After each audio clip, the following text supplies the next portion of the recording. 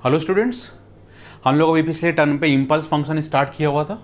अब उसी के आगे हम स्टार्ट करेंगे। इम्पल्स फंक्शन मैंने जैसे पिछले टर्म बताया था, डिफाइन किया था कि delta t is equal to infinity when t is equal to zero and delta t is equal to zero when t is not equal to zero and area minus infinity to infinity delta t d t is equal to 1। ठीक है, ये मैंने पिछले term पे इसको define किया था। और एक छोटी सी चीज़ और डिफाइन किया था मैंने, जो कि सबसे इंपॉर्टेंट था। स्केलिंग की बात कर रहे थे और हम आपसे बोल रहे थे कि delta of A T is equal to a upon mod A delta t, है ना। कि मीन्स जो भी फंक्शन आएगा डेल्टा ए टी का, जो भी आएगा, जो भी फंक्शन है, फॉर द एग्जाम्पल जैसे मैंने बोला था आपसे कि अगर आप डेल्टा टी की बात कर रहे हैं, है ना, स्टार्ट कर डेल्टा टी की बात करें। डेल्टा टी का फंक्शन हमारा कुछ ऐसा है 1 0 टी, और मैं आपसे कह रहा हूं आप delta T 2t find out करो। डेल्टा 2t आपने क्या किया, इसको स्केल्ड किया।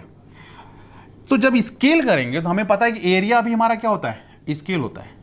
एरिया कितना हो गया हमारा 1/2, ठीक है, टी, और ये किसका वैल्यू आ गई, डेल्टा 2t की वैल्यू है।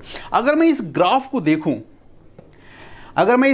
देखूं, तो इस ग्राफ से अगर मुझे फंक्शन बनाना हो तो मुझे पता है कि डेल्टा का जो कोफिशिएंट होता है वो क्या होता है, हमारा एरिया होता है। तो मैं इसको लिख सकता हूं हाफ डेल्टा, किस पॉइंट की बात कर रहे हैं, जीरो की बात कर रहे हैं, तो T minus zero means half delta T.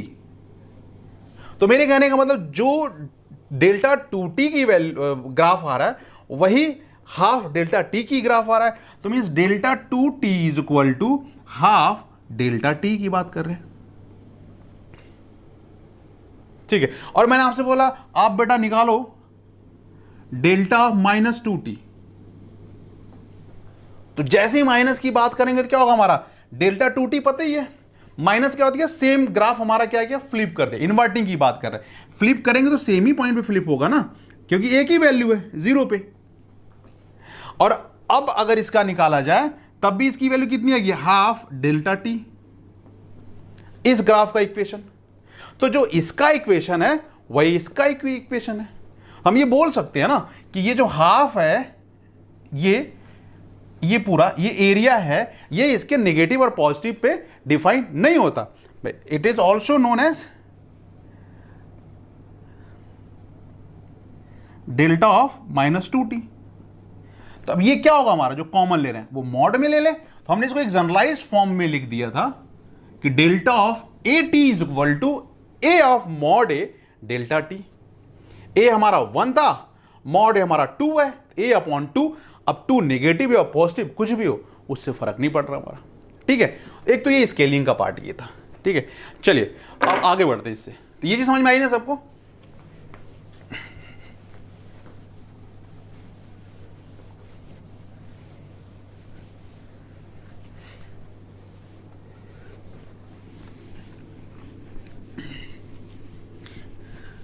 आप लोग छोटे छोटे न्यूमेरिकल करते रहिए और आपको समझ में आ जाएगा अच्छे से, कोई प्रॉब्लम क्रिएट नहीं होगी इसमें। छोटे छोटे न्यूमेरिकल करिए आप। ठीक है, मैं आपसे कह रहा हूं डेल्टा टी हमारा ये है, और आप निकालिए delta of A t plus b. Delta of A t plus b, ये हमारा डेल्टा टी गिवन है। Delta is given by this one, find out delta of A t plus b. तो सबसे पहले क्या करेंगे, हम शिफ्टिंग करेंगे। क्या करेंगे, शिफ्टिंग करेंगे। तो शिफ्टिंग के हमने ले लिया टी प्लस बी, और टी प्लस बी को अगर जीरो पुट करोगे तो माइनस बी की वैल्यू आएगी। तो हमारा ग्राफ माइनस बी ये रहा। ठीक है, यहां पे ग्राफ कितना आ रहा है, 1। ये 1 है, एरिया इसका 1 है, और ये इन्फिनिटी, एरो का मतलब क्योंकि इन्फिनिटी तरफ जा रहा है, लेकिन एरिया इसका कितना है, 1 है। अब मैं आपसे कह रहा हूं नहीं, मुझे ए टी प्लस बी चाहिए। जैसे ए टी प्लस बी की बात करेंगे, delta of A t plus b की बात करेंगे, ये क्या था हमारा, ये था delta of t plus b ना। तो हम क्या करेंगे, ए से इसको डिवाइड करेंगे, स्केल्ड करेंगे टाइम को, तो एरिया भी ए से हमारा डिवाइड होगा। अभी हमने चेक किया था इसको, तो ये स्केल्ड हुआ और ये भी हमारा कितना हुआ 1/a हो गया और ये कितना हो गया -b/a। ये कितना हो गया हमारा -b/a। ये किसका ग्राफ है? Delta of A t plus b. अगर मैं इस ग्राफ को देखूं और इस ग्राफ से मैं इक्वेशन बनाने की कोशिश करूं तो हमारा क्या बनेगा? एरिया कितना हो गया हमारा 1/a, तो हमने लिख लिया sir 1/a delta of T किस पॉइंट पे? -b/a। Minus of -b/a means +b/a। तो जो ये फंक्शन जो निकल रहा था, इस इक्वेशन जो फंक्शन निकल रहा था, इसी फंक्शन का सेम इक्वेशन है। तो हम ये बोल सकते हैं ये दोनों इक्वल है। ये दोनों क्या हमारा इक्वल है। ये दोनों इक्वल का मतलब हो गया कि delta of A t plus b is equal to 1/a delta of t plus b/a। Means हमने a बाहर कॉमन ले लिया और इसको a से डिवाइड कर दिया, तो ये बाहर कॉमन हो गया और डिवाइड हो गया। तो मुझे ये प्लॉट करने के लिए मैं सीधे ये कर लूं पहले और यहां से डायरेक्ट प्लॉट कर लेता हूं मैं।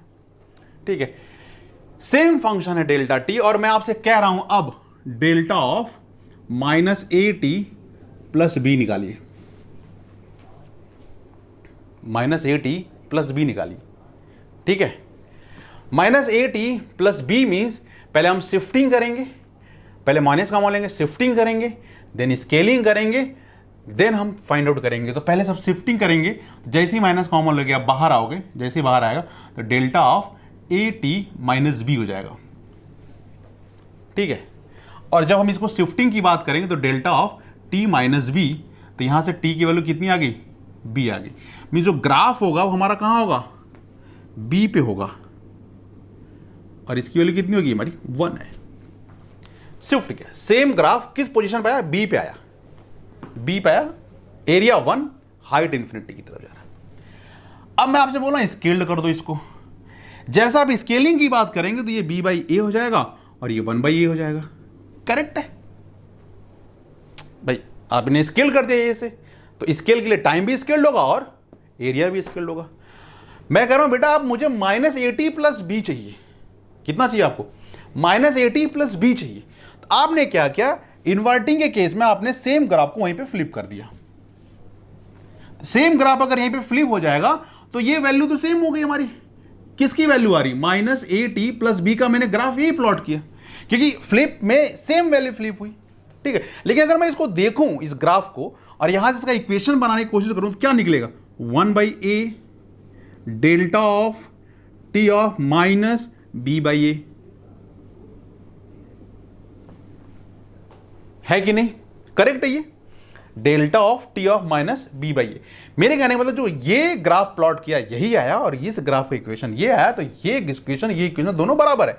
इसको ऐसे भी लिख सकते हो ना, delta of -a/t plus b is equal to 1/a delta of t minus b/a।